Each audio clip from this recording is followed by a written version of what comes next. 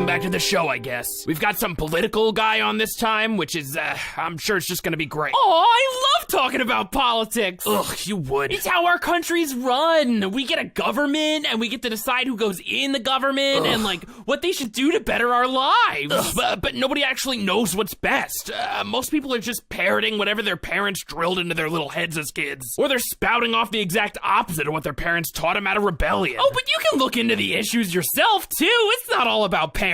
Sure, but even if you try to educate yourself on the issues, every source is so crazy biased in all sorts of different directions. What's the point? Oh, but that's part of the fun, you know? What? You gotta kind of piece together what you think might be right based on all sorts of stuff. It's like we don't even know the nature of reality because there's so many conflicting ideas about how a society can function that the debates can go on forever. Oh, yeah, who doesn't love not knowing what reality they're living in and arguing for eternity without actually coming to any conclusions? Shut up, I'm just gonna bring him out. With us today is BERNEL Sanders, a politician who's like some sort of socialist or something. Howdy, folks, it's me, BERNEL Sanders, back to tell you about the deal of your life, and it's called single-payer healthcare. So that's that thing where the government just gives everybody healthcare for free, right? Well, you're close. It actually gives health insurance to everybody. The government wouldn't be involved in the actual administration of healthcare at all. Wow, thanks. Consider my hair split. Right now, you gotta get insurance through your employer, and they take money out of your paycheck to give it to you. Either that or you gotta go through Obama-Rama, which has an expensive monthly fee. Obama-Rama. But with single payer, being able to go to the doctor isn't about how much money or stability you got. It's just something any citizen will be able to do when you need to at no extra cost. Except for taxes, which are already too high. Why can't you politicians actually make the taxes go down for a change? Well, sure, taxes will go up a skosh, but you won't have that insurance money taken out of your paycheck anymore, and you won't have to pay part of your visit yourself when you go like you do now. Now that's a big bucket of savings.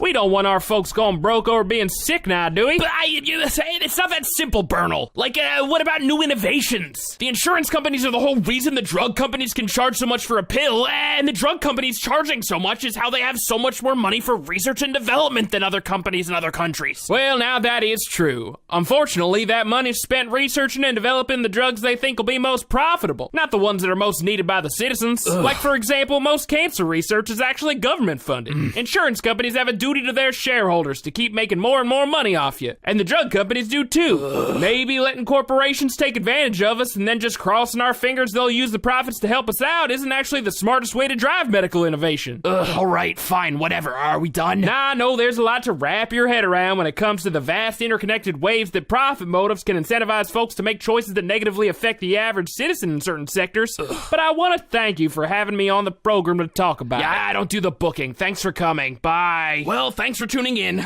We've actually got a bunch of new patrons this month. There's Peyton Cooley, Brandon Baca, Logan Wrestler, Jacob Britton, and Alexander Emmenheiser donating $1 a month. And we've got Matt Roran, Frederick Vinther, and Andrew Robinson giving $5 a month. What? Thank you so much! Everybody who's throwing their dollar in the bucket gets to see exclusive behind-the-scenes Instagram stories. And everybody who's donating $5 a month is gonna get their first patron-exclusive autographed seasonal postcard in early April. Whoa, that's so cool! That could be like a collector thing or something. I mean, yeah, and even better, we're bringing in 6 times more money this month than last month, so that means that by next month, we should be up over $100 a month. Well, I don't know. At this rate, we should be up over $180 million a month by the end of the year. Maybe let's shoot for $1,000. Shut up, we're hitting $180 million.